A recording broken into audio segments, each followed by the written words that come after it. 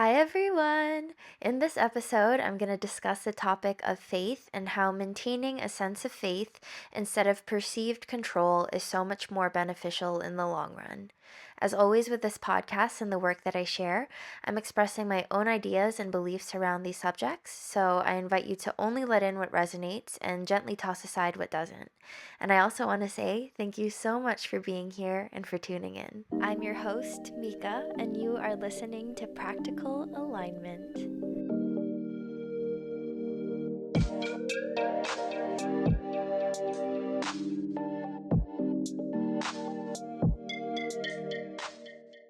So, I want to begin this topic by sharing what my definition of faith is. So, to me, faith is a choice to trust in the unknown even when external conditions aren't matching your expectations. Faith isn't just the ability to trust in the universe when things are going fine and dandy. I know it's a lot easier to say that we have a strong sense of faith when life feels super smooth. But can you maintain that faith when things are more challenging? Faith is an act of surrender, embodying the belief that things will work out for your highest good and for the highest good of every single person involved, even if you don't understand how in the moment. We all have the choice to live our lives through love or through fear. But how fickle are we if the only time that we trust in timing, in our soul's development, in our mission here on earth, and in the lessons we're meant to learn, or even in the universe or God's divine plan for us? How fickle are we if the only time we can trust in all of that are when circumstances are operating only in the exact ways that we want them to? How trusting and faithful are we truly if we only feel on path when life isn't diverging from the master plan that we created in our measly little minds about how life should and ought to be for us? And no offense to anyone, because obviously we're all brilliant. But what I'm trying to say is the things that we plan in our heads and expect out of life and what we want for ourselves, sometimes they don't even amount to a fraction of the possibilities and beauty and wonder that's available to us. But let's be honest, in the moment, most things that challenge our faith do not feel beautiful whatsoever. The things that we can experience can be heartbreaking or devastating and so deeply painful. But even through my biggest struggles, I think it's important for me to maintain my sense of faith as a reminder that everything that I'm going through in some way is inviting me to remember who I truly am, and that all of our experiences are just an invitation for us to discover the depths of who we are. To me, faith is about not knowing the outcome, but continuing to trust that every step along the journey is molding me to become exactly who I'm meant to be, even if it just fucking sucks. I have to accept the fact that some of the things that are making me or molding me into who I am, they do not have to be delightful or pleasant at all. But that's just part of life. That's part of our human experience. I do want to mention, though, that having faith isn't a flex, and it doesn't mean that you're a better or more righteous person than someone who doesn't practice it. The reason that I'm talking about faith is because by having it, it makes my life a lot more meaningful. The strength of my faith is directly correlated to my trust that everything happens for a reason and is serving me in some way, even if I can't see it right away. I believe that we incarnate here on earth because each one of us said yes to the calling of integrating new lessons in this lifetime. We wanted to gain new perspectives. We wanted to expand our souls. And each one of our specific energies was needed in order for this collective to evolve. Each one of us here are part of a collective group of souls that agreed to show up in order to play out certain roles in each other's lives. Whether we're aware of it or not, all of our relationships serve a purpose in helping us wake up and remember who we are. We're all characters in each other's plays, and we all serve a purpose in being here. And everything that we experience has a purpose in our development as we've agreed to show up here on earth. This process of remembering who we are and coming back to ourselves This process can be done both through joy and through pain. Our pain can absolutely transform us. Our suffering, our challenges, that shapes us, and we can evolve through that. And in the same breath, we also evolve through our joy, through humor, through love. It's this full spectrum that we as humans chose to experience. Who am I to say that things aren't working in my favor just because they're not going according to my plan? Like, girl, whose plan? There's a huge, gigantic, cosmic plan unfolding here that it's like beyond comprehension. Who am I to dictate the rules of how that has to unfold for me? When my soul agreed to come here on earth, it said yes to the mission, but how that mission plays out, there's so much room for interpretation on how I'm meant to find myself again and again and again. Obviously, I still think it's important to have and work towards goals and aspirations and visions that we have about ourselves and what we want to do in this lifetime. But it's when we get too rigid and close minded on how that's supposed to look like, that's when we create suffering for ourselves. But when you're connected and living in your true authenticity, you will never be led astray.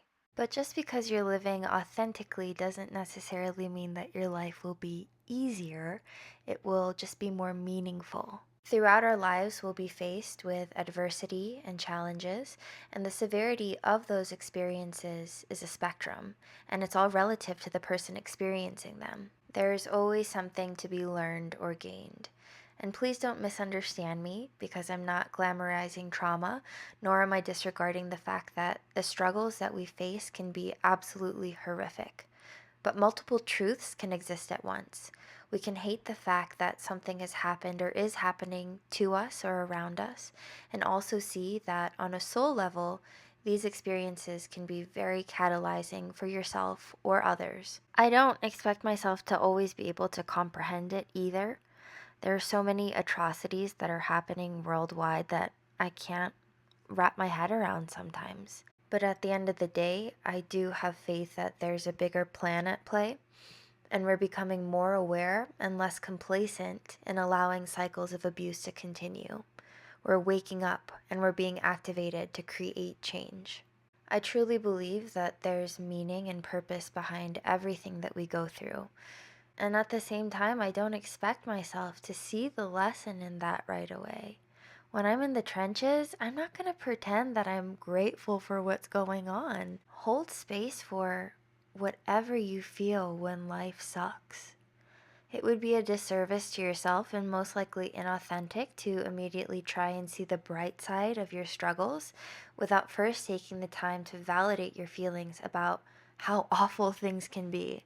Give yourself permission to feel your emotions as you work through your challenges.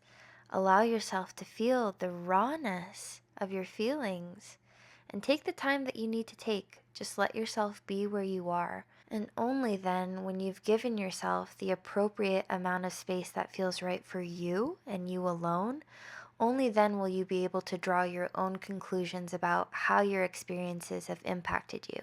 For me personally, it's only from this space that I can authentically see the bigger picture. And it's genuine. It's not because I'm trying to spiritually bypass my feelings. Silver linings are a mindset, but the mindset has to be genuine.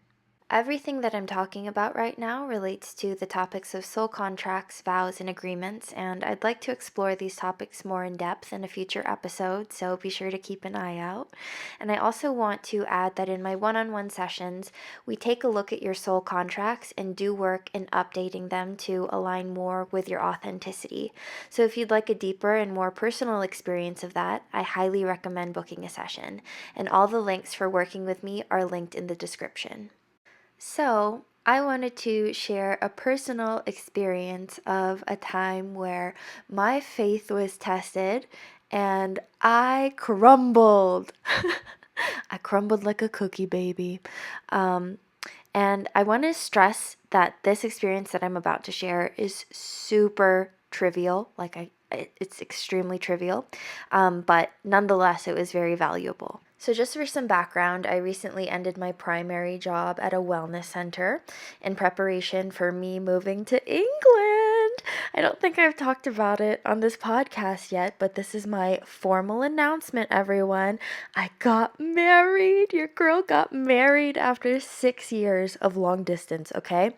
We got married in April of 2024, and now I'm moving to London to live with my husband. So, in this process of me moving, I had to shift some things around in order to support this transitory process. So, my lease finished, I quit my job at the wellness center.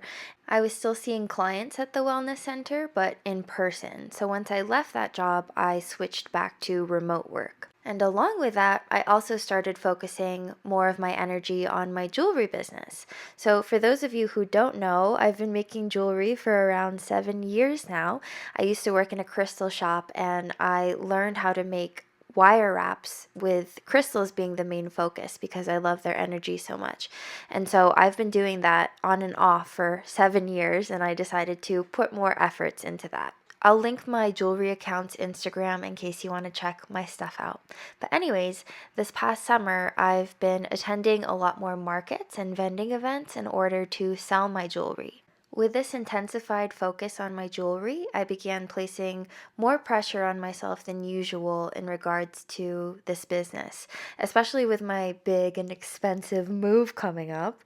So I became more rigid on how the success of my jewelry business was supposed to look like, and it got pretty ugly.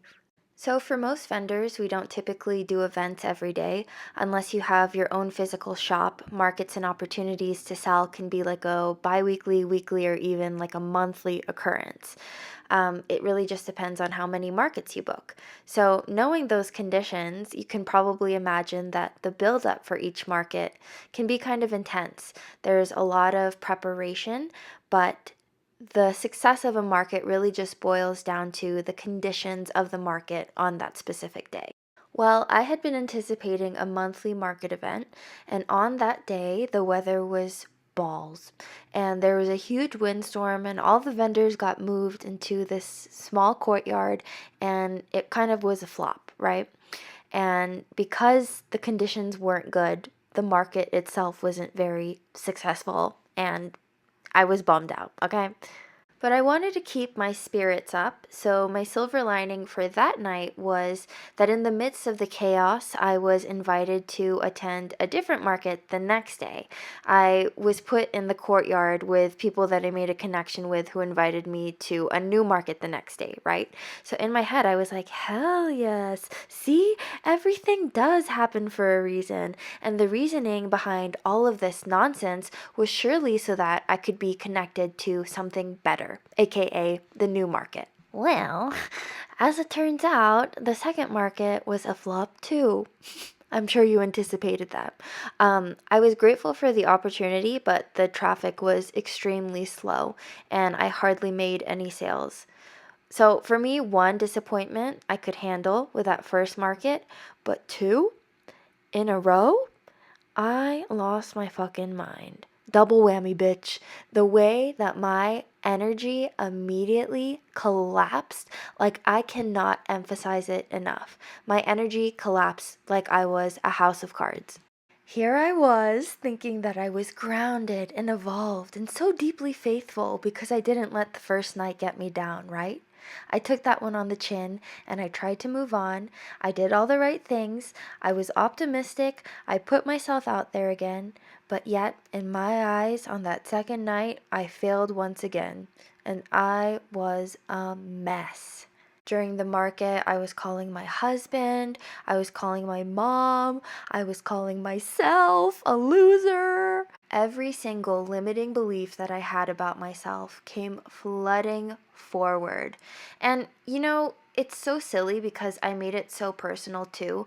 Instead of just like recognizing, like, oh, there's just genuinely not a lot of foot traffic, like, it's no big deal, I started like throwing this huge pity party. I wasn't able to differentiate the stories that I was telling about myself that were triggered from this experience, and instead I was letting those stories come to the front of my mind and play out.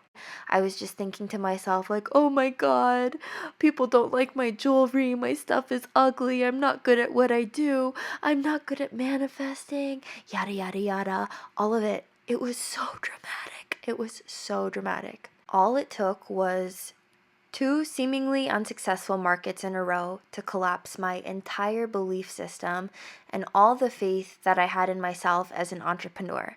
That's all it took. Less than 48 hours for me to lose my entire grip. Along with my pity party, it also kind of turned into this blame game where I was at war with myself because I believe that everything that comes into our lives is either from fulfilling a soul contract or agreement or from attracting something through the frequency that we're emanating, right? So in this case, I was like, damn, my energy must be so funky and foul to have let this happen to me not once, but twice.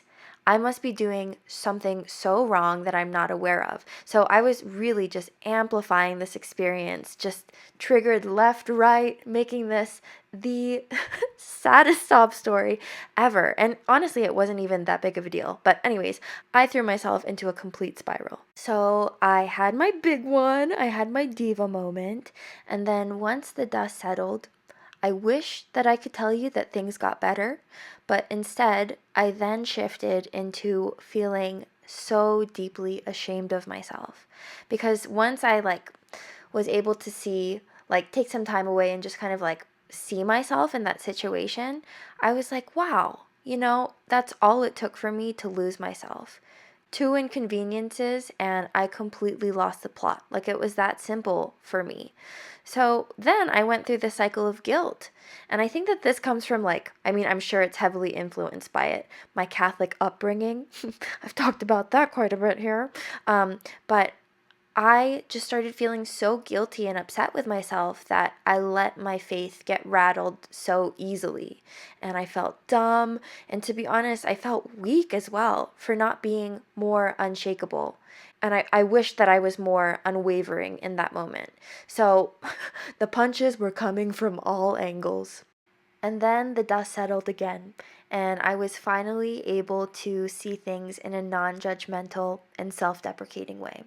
And it took some time, and some twists and turns were thrown in there, but I'm grateful because that entire process, going through all of it, twists and turns included, and sidetracks and detours, it allowed me to see myself very, very clearly. I was able to learn more about myself. So, for one, my foundation of faith was clearly pretty surface level.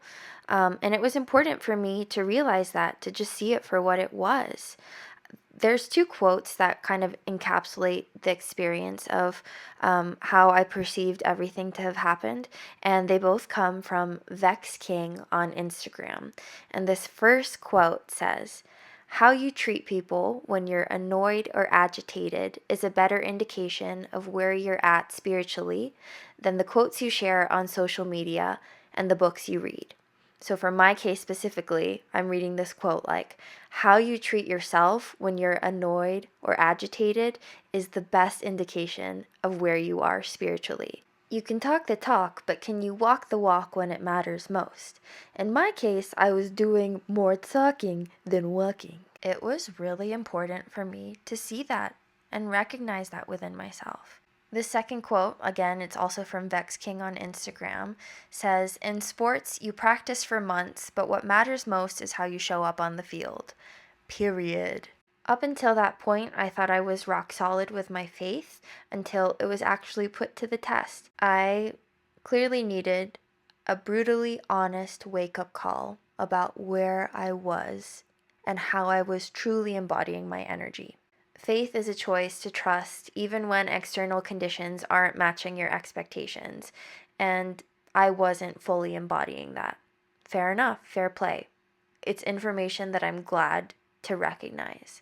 It was a good vibe check because it gave me the opportunity to really see myself.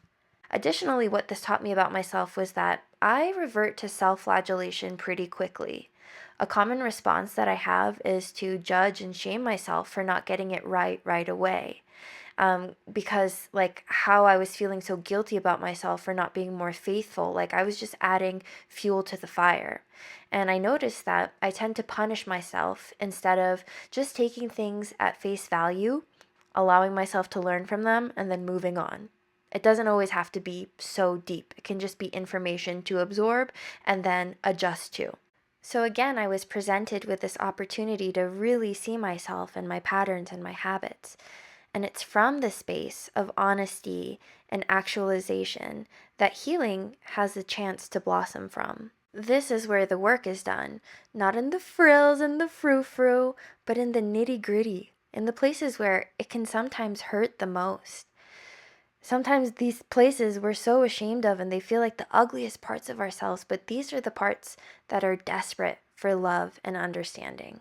I wanted to share this seemingly simple and shallow anecdote about myself regarding this huge, broad topic about maintaining faith, because if that's how I responded to something seemingly minuscule, imagine how I've responded to things way more traumatic and serious. It can be so intense, but it was from this market experience that got me to really see myself. And at the risk of sounding so cheesy, what I learned from this experience was much more valuable than any amount of money that I could have made on those 2 days. Now, it wouldn't be Practical Alignment Podcast without me sharing some tips and tools that help me navigate maintaining my faith. I hope these serve you well. My first tip would be to remove any unnecessary pressures of having to see the lesson or the bigger picture right away. Allow yourself to go through the motions in your own time. Sometimes life sucks, and it's okay to let yourself feel the rawness of your emotions as they get kicked up when life is straight up horrific. Give yourself permission to feel disappointed or angry or however you feel for the fact that things didn't go the way that you wanted them to. Allow yourself to go through the motions in your own time. And doing that will help you avoid spiritually bypassing. My second tip would be to be mindful of whether you're responding to the present moment or if you're responding to an accumulation of moments from your past that this experience is triggering. In my example about the markets, I was responding to a dog pile of fears that I had built up and not addressed, and the disappointment from the markets triggered all of those fears, which amplified the situation into something much bigger. Being able to compartmentalize what you're actually reacting to will help your responses become less messy. Also, it's helpful to pay attention to the stories you begin to tell yourself when things don't go your way. Are you speaking truth or are you speaking from fear? The universe is out to get me. I'm not meant to be happy. Bad things are always going to happen to me. Things like that. There's a difference between validating your feelings while also recognizing that they don't have to be your truth. Feel your feelings, but don't become them. A tool that I have to share is a mantra that I often repeat to myself. So whenever I find myself getting too attached and manic about manifesting a specific, very rigid outcome, I remind myself, if not this, then something better. If not this, then something better. And repeating this helps remind me that God always has my best interests at heart. The universe is always conspiring in my favor. Wholeheartedly believing in this also reminds me that in order to have faith, you must also have patience. The things that are meant for you will never pass you by, and they're only going to come to you when you're vibrationally aligned in receiving them. It's one thing to be in proper alignment for receiving something, but it's a whole different art to be in the right frequency to actually sustain what you're receiving. If I didn't believe in that, I would have done a shotgun wedding and moved to England years ago, believe me. But I knew in my heart of hearts that if I moved to England without truly feeling ready and energetically aligned to take on this change, it would have all come crumbling down very quickly. Strong foundations are not made by rushing the process. Another tool that I find helpful is prayer. I pray not that my desired outcome comes to fruition, but instead that I have the strength and resources to trust in God's plan. I'm a little sneaky about it, I'll be honest. Sometimes I'm like, God, like I really want this to happen and it seems really, really right. So if it's meant to happen, please let it happen. I don't know if you take suggestions, but I'm leaning this way. If it's meant to be, please let it be so. But if not, please support me in accepting that. And please give me the strength and tools and resources to move through it and align me to where I'm meant to go. And please let me be a clear channel. Help support me in being a clear channel so that I can hear you and follow your guidance on where I'm meant to be. I ask for support from my team of angels and guides and benevolent ancestors to help me get through it.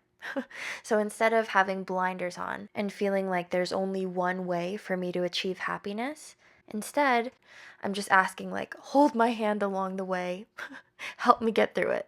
There's a prayer for serenity that I really like, and it's very popular, so I'm sure you've heard it before, but it goes, God, grant me the serenity to accept the things I cannot change, the courage to change the things I can, and the wisdom to know the difference. The final tool that I'd like to share is White Angelica Flower Essence. I find this flower essence to be extremely soothing, and it's very supportive in helping us feel the protection and guidance from the spiritual beings that are around us. And it reminds us that we're always being watched over and cared for, and that we're never alone. Being in this frequency naturally helps me feel more trusting and on path. Alrighty, that concludes our episode. I hope that it served you well in some capacity, and I'm so grateful that you're here. Just a reminder, all the links to working with me are in the description, and when you click on them, you'll be led to my website where you can learn more about my offerings. If you like this episode, let me know. It always feels good. So you feel free to let me know. If you're watching on YouTube, leave a comment, leave a like, give me some love. All right, I'm done here. See you later. Bye.